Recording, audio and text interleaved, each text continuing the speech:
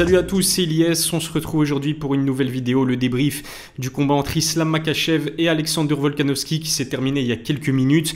Le Daguestanais conserve sa ceinture de champion des poids légers sur décision unanime, mais en tout cas c'était très difficile, c'était très dur. Alexander Volkanovski a fait plus que lui donner du fil à retordre. C'est peut-être l'un des adversaires les plus compliqués qu'aura eu à affronter Islam au cours de sa carrière. Juste avant, abonnez-vous à ma chaîne, activez la cloche pour recevoir les notifications, lâchez un pouce bleu si ça n'est pas encore fait. Merci à Nutrimuscle qui sponsorise mes vidéos. Vous avez droit à 10% de réduction sur les compléments alimentaires proposés par Nutrimuscle. Je mettrai le lien vers leur site dans la description. Et puis merci à Everjump qui vous offre 20% de réduction sur leur corde à sauter connectable avec le code ILIES20. Attention, cette réduction elle n'est valable que jusqu'au 19 février. Débriefons ensemble ce combat principal de l'UFC 284 entre Islam Makhachev et Alexander Volkanovski. Franchement, la première chose que j'ai envie de dire, c'est un grand bravo et un grand respect à Volkanovski qui évoluait chez lui à domicile en Australie et qui a assuré le spectacle. Et honnêtement, je ne m'attendais pas à ce qu'il donne autant de fil à retordre finalement et qu'il pourrisse la vie d'Islam Makhachev sur ce combat parce que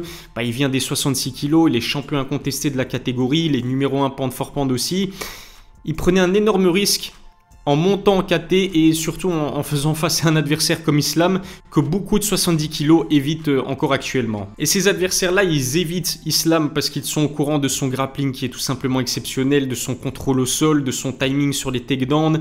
Il vous tabasse au sol et ensuite il vous soumet généralement assez rapidement et c'est la raison pour laquelle Islam est un adversaire qui fait peur à énormément de combattants présents dans la catégorie de 70 kilos. J'ai envie de dire que Volkanovski n'a absolument jamais montré aucun signe de peur pendant les 25 minutes de ce combat. Voir Volkanovski commencer ce combat en prenant le contrôle du centre de la cage, en réussissant à mettre énormément de pression à Islam, en le dérangeant avec ses mouvements incessants et ses feintes, c'était vraiment super beau à voir. Je pense qu'Islam a dû se poser énormément de questions à l'entame de ce combat. Il y a même un moment donné où Volkanovski a réussi à connecter le Daguestanais, il me semble que c'était avec un crochet du gauche. En tout cas, Volka, il a enregistré un knockdown pendant ce combat face à Islam, en sachant encore une fois qu'il monte en catégorie et qu'il est face à un adversaire qui est plus lourd que lui. Franchement, ça force le respect. Je pense que Islam ne s'attendait pas à ce que Volkanovski soit premièrement aussi difficile à emmener au sol et deuxièmement aussi dur à contrôler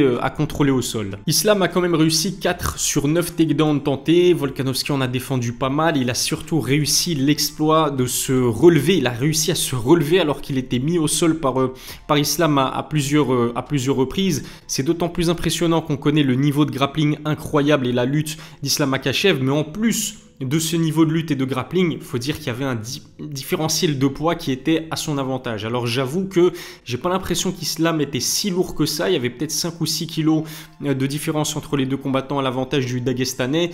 Mais ça n'empêche pas moins que Volkanovski a réussi à faire, j'ai pas envie de dire jeu égal, mais en tout cas a réussi à poser énormément de problèmes à Islam pour qu'il puisse le contrôler au sol et le soumettre comme il avait l'habitude de le faire assez vite. Mais de l'autre côté, on peut dire aussi qu'Alexander Volkanovski ne s'attendait peut-être pas à ce que le striking d'Islam soit aussi technique et aussi efficace que ça, parce que franchement il y a des moments où les contres d'Islam faisaient vraiment mal à Volkanovski. Alors ce qui est fort avec l'Australien, c'est qu'il ne le montre jamais, il rigole de ça, hein, il se fait connecter, il rigole de ça, ça fait...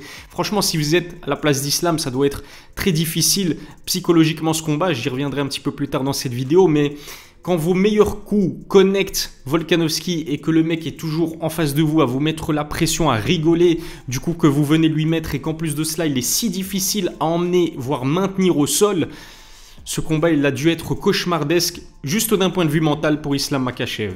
C'est peut-être dû à son background de rugbyman et c'est vrai que Volkanovski, certes, il est petit, même s'il a une plus grande allonge qu'Islam Makhachev, c'est un combattant qui est petit et du fait qu'il soit aussi petit que ça pousse à le sous-estimer, mais c'est un ancien rugbyman, c'est un combattant qui a déjà évolué par le passé dans la catégorie des poids légers et qui a même combattu chez les poids welter et je pense que on sous-estime énormément sa force et sa puissance, c'est impressionnant. On l'a vu retourner Islam à certains moments, lui mettre la pression dos contre la cage, c'était vraiment fascinant de voir ça et j'ai pas envie de dire que j'ai gagné énormément de respect pour Volkanovski. Il n'était pas numéro 1 pound for pound pour rien, il n'a pas battu Max Holloway à 3 reprises pour rien, il n'est pas champion des poids plumes pour rien.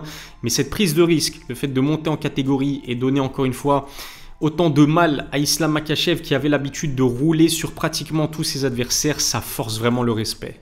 Et au-delà de sa défense des amenés au sol, moi ce qui m'a vraiment fasciné au niveau de cette performance d'Alexander Volkanovski, c'est son cardio. Son cardio est tout simplement monumental. Il est actif en termes de striking, mettre autant de feintes et peser plus de 70 kg, chose qu'il n'avait pas l'habitude de faire sur ses derniers combats, ça doit fatiguer. Pourtant, on n'a jamais ressenti une quelconque fatigue du côté de l'Australien. Finir au sol, se faire contrôler au sol à certains moments, tout faire pour essayer de se relever, ça aussi, ça fatigue. Pourtant, il a toujours mis la pression à Islam.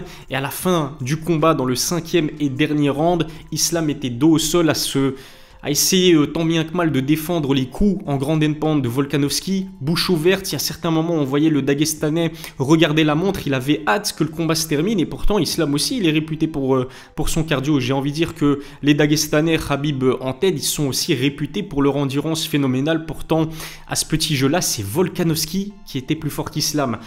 D'un point de vue psychologique et d'un point de vue endurance, on a eu la preuve qu'Alexander Volkanovski était tout simplement meilleur qu'Islam Makhachev. Il y a quand même pas mal de personnes qui ont remis en doute la victoire sur décision unanime d'Islam Makhachev. Alors malgré tout ce que j'ai dit de bien sur Volkanovski, pour moi la victoire sur décision unanime, elle est totalement méritée. Pourquoi? Parce que Islam a enregistré 4 takedowns et ce n'était pas des takedowns stériles. Il a mis du grand pound et surtout il a essayé de soumettre Volkanovski à plusieurs reprises. Il l'a contrôlé au sol, je pense notamment au 4e round, dont plus de la moitié était à l'avantage d'Islam Makhachev puisqu'il contrôlait le dos d'Alexander Volkanovski qui n'a absolument pas réussi à se relever. Et puis d'un point de vue striking aussi, il avait du répondant. Ses contres étaient tout simplement fantastiques. Je pense notamment à son crochet du gauche et à ses coups de genou. Franchement, c'était magnifique. La high kick, il n'a pas eu énormément de succès avec ses high kicks alors qu'on sait que c'est l'un de ses coups préférés. Mais je pense que cette victoire, elle est totalement méritée de par l'efficacité de son striking et de par le fait qu'il a réussi à amener Volkanovski au sol à 4 reprises, chose que Volkanovski n'a pas réussi à faire. Mais en tout cas, ça n'enlève en rien la performance impressionnante de l'Australien. C'était un combat assez intéressant aussi pour Islam Makhachev d'un point de vue psychologique parce que premièrement, première défense de ceinture, énormément de pression sur ses épaules. Il évoluait en terrain hostile face à Alexander Volkanovski qui évoluait à domicile. Volkanovski, c'est un combattant qui a beaucoup plus d'expérience que lui en termes de combat pour le titre. C'était son 5e du côté d'Alexander Volkanovski.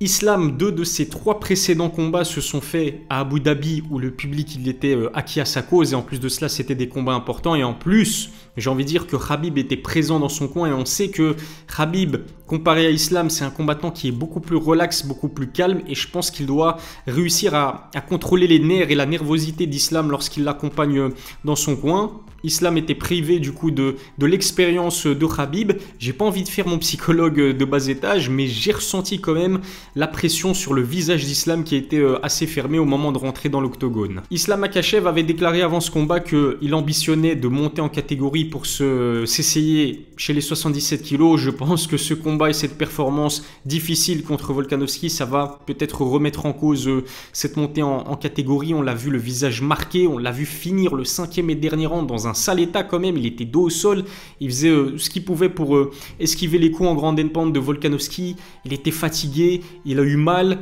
non franchement c'était assez compliqué, je pense qu'il va rester dans cette catégorie des 70 kg, il a encore énormément d'expérience à engranger, finalement il est encore relativement jeune, Islam Makhachev, je pense qu'il a à peine 31 ans, lui-même a dit qu'il devait encore progresser sur certains points de son game et cette performance face à un champion comme Alexander Volkanovski, effectivement, elle a dû lui apprendre énormément de choses et en tout cas, grâce à cette victoire sur décision unanime, il va prendre la place de numéro 1 pound for pound qu'occupait l'Australien. Dites-moi si vous êtes d'accord avec cette place et avec ce classement. Est-ce qu'Islam Makhachev mérite cette première place au classement pound for pound? J'ai hâte de lire vos avis dans les commentaires. En tout cas, ce que va faire maintenant Alexander Volkanovski, c'est qu'il va retourner dans sa catégorie de prédilection, les featherweight à 66 kg et défendre sa ceinture de champion des poids plumes face à un certain Yair Rodriguez qui est devenu champion intérimaire de la catégorie après sa victoire sur soumission dans le 2e round face à Josh Emmett. Et qu'est-ce que c'était beau à voir, franchement, le striking de Yair Rodriguez, comment il a démoli le corps